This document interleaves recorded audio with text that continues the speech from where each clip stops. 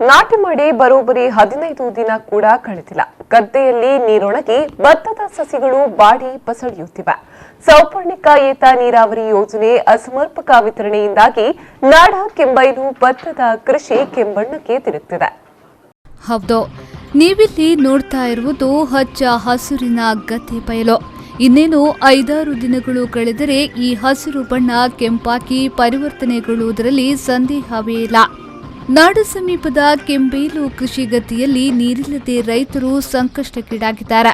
ಈಗಾಗಲೇ ನೀರಿಲ್ಲದೆ ಗದ್ದೆಗಳು ಬಿರುಕು ಬಿಡಲಾರಂಭಿಸಿವೆ. ಮೊದಲು ನಾಡ ಗ್ರಾಮ ಪಂಚಾಯತ್ ವ್ಯಾಪ್ತಿಯ ಚಿಕ್ಕಳ್ಳಿ, ಕೆಂಪೈಲು, ಕಡ್ಕೆ, ಜಟಾಡಿ, ಸಂಸಾಡಿ, ಒಕ್ಕೇರಿ, ತೆಂಕಬೈಲು ಪರಿಸರದಲ್ಲೇ 500 ಎಕರೆ ಪ್ರದೇಶದಲ್ಲಿ ಭತ್ತದ ಕೃಷಿ ಮಾಡುತ್ತಿದ್ದರೂ ನೀರಿನ ದುರುಪಯೋಗ, ನೀರು ಹಂಚಿಕೆ ವೈಫಲ್ಯತೆಯ ಪರಿಣಾಮ ಭತ್ತದ ಕೃಷಿ ಕೇವಲ 100ರಿಂದ 200 ಎಕರೆಗೆ ಇಳಿದಿದೆ. ಭತ್ತದ ಕೃಷಿ ಬಳಿಕ ಮಹಿಳೆಯರು ಮನೆ ಖರ್ಚಿಗಾಗಿ ತರಕಾರಿ, ಬಸಳೆ, ಹರಿವೆ, ತೊಂಡೆ, ಮೆಣಸು, ಉದ್ದು ಬೆಳೆಸುತ್ತಾರೆ. ಬೇಸಿಗೆ ಆರಂಭದಲ್ಲಿ ನೀರು ಕೈಕೊಡುವುದರಿಂದ ಗದ್ದೆಯಲ್ಲಿ ತೇವಾಂಶ ಇಂಗಿ ಮಹಿಳೆಯರು ಕೈತೋಟ ಮಾಡುವುದನ್ನು ಬಿಟ್ಟಿದ್ದಾರೆ. ಇತ್ತೀಚೆಗೆ ಕಲ್ಲಂಗಡಿ ಕೃಷಿ ಹೊಸದಾಗಿ ಸೇರಿಕೊಂಡಿದೆ. ಗುಂಟೂರಿನಲ್ಲಿ ಏತ ನೀರಾವರಿ ಯಾವಾಗ ಆರಂಭವಾಯಿತೋ ಅಂದಿನಿಂದ ಇಲ್ಲಿನ ಕೃಷಿ ವರ್ತುಲ ಏರುಪೇರು. ಆಲೂರಿನಿಂದ ನಾಡ ಗ್ರಾಮ ಪಂಚಾಯತ್ ಬಯಲಿಗೆ ಸಾಗಿ ಬರುವ ನೀರಿನ ಹರಿವಿಗೆ ಇಲಾಖೆ 5 ಚೆಕ್ ಡ್ಯಾಂ ನಿರ್ಮಿಸಿದ್ದು, ಹಾಗೆ 5 ಕಡೆಗಳಲ್ಲೂ ಹಲಗೆ ಅಳವಡಿಸಿ ನೀರು ಬಳಸಿಕೊಳ್ಳುವುದರಿಂದ ಕೊನೆಯಲ್ಲಿರುವ ನಾಡ ಕೃಷಿ ಪ್ರದೇಶಗಳಿಗೆ ನೀರು ಹರಿಯುವುದು ನಿಲ್ಲಿಸುತ್ತದೆ. ರೈತರಿಗೆ ಭಾರಿ ಕಷ್ಟ ಇದೆ. 100 ಎಕರೆ 200 ಎಕರೆ ಜಮೀನು ಇರ್ಬೋದು. ಇವಾಗ ನಾಟಿ ಮಾಡಿ 15 ದಿವಸ ಆಯ್ತು, ಎಲ್ಲ ನೀರು ಒಣಗಿ ಹೋಗಿದೆ. ಮೇಲ್ಗಡೆ ಒಂದು ಮೇಲ್ಗಡೆ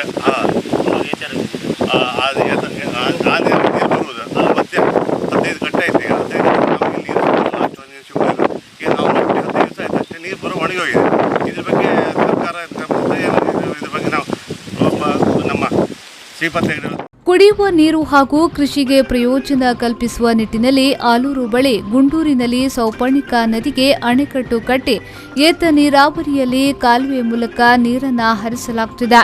95 ಕೋಟಿ ರೂಪಾಯಿ ವೆಚ್ಚದಲ್ಲಿ ಯೋಜನೆ ಅನುಷ್ಠಾನ ಮಾಡಲಾಗಿದ್ದು, ನೂಜಾಡಿ, ಆಲೂರು, ನಾಡ, ಹಕ್ಲಾಡಿ, ನಾರ್ಕಾಳಿ ಪರಿಸರಕ್ಕೆ ಈ ಯೋಜನೆಯ ಮೂಲಕ ನೀರು ಹಾಯಿಸಲಾಗುತ್ತಿದ್ದು, ರೊಟೇಷನ್ ಪದ್ಧತಿಯಲ್ಲಿ ನೀರು ಕಾಲುವೆಗೆ ಹರಿಸಲಾಗುತ್ತಿದೆ.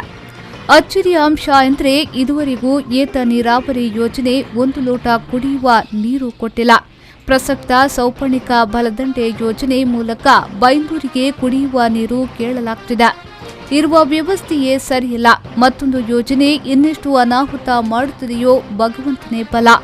ಇನ್ನು ಸೌಪರ್ಣಿಕ ಏತ ನೀರಾವರಿಗೆ ಕಿಂಡಿ ಅಣೆಕಟ್ಟು ಹಲಗೆ ಜೋಡಣೆಗಾಗಿ ನಿರ್ಮಿಸಲಾಗಿರುವ ಶೆಡ್ ಇನ್ನೂ ಪೂರ್ಣಗೊಂಡಿಲ್ಲ.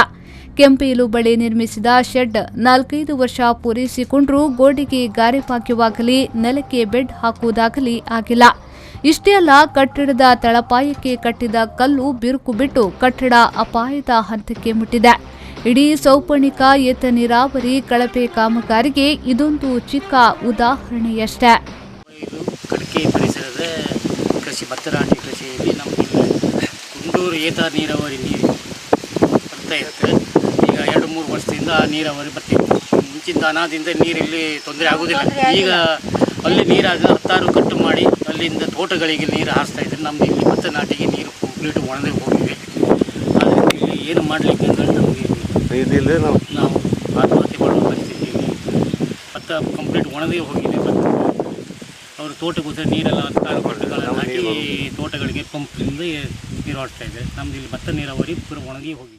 ಏತ ನೀರಾವರಿಯಿಂದ ನೀರು ಹರಿದು ಕಾಲುವೆಯ ಮೂಲಕ ಹರಿದು ಬರುವ ನೀರಿಗೆ ಚೆಕ್ ಡ್ಯಾಂ ಇಲ್ಲದೆ 4 ಕಟ್ಟಗಳನ್ನು ಕಟ್ಟಿದ್ದು ನೀರು ಕೆಳಗಡೆ ಹರಿಯದಂತೆ ತಡೆ ಹಿಡಿದಿದ್ದರಿಂದ ಕೃಷಿಗೆ ನೀರಿಲ್ಲದಂತಾಗಿದೆ. ಕಟ್ಟುಗಳನ್ನು ಕಟ್ಟಿ ನೀರನ್ನು ಅನಾವಶ್ಯಕವಾಗಿ ಕೃಷಿ ಇಲ್ಲದ ಪ್ರದೇಶದಲ್ಲಿ ಹರಿಸಿ ಪೋಲ್ ಮಾಡಲಾಗುತ್ತಿದೆ. ಹೆಮ್ಮುಂಜೆ ಬಳಿರುವ ಕಟ್ಟದ ಮೂಲಕ ಕೃಷಿ ಇಲ್ಲದ ಭೂಮಿಗೆ ನೀರುಣಿಸಿ ನೀರು ಪೋಲು ಮಾಡಲಾಗುತ್ತಿದೆ. ಹೆಮ್ಮುಂಜೆ ಪಾಳು ಬಿದ್ದ ಗದ್ದೆಯಲ್ಲಿ ನಿಂತ ನೀರು ಮುಳುಗಡೆ ಪ್ರದೇಶದ ನೆನಪಿಗೆ ತರುತ್ತಿದೆ.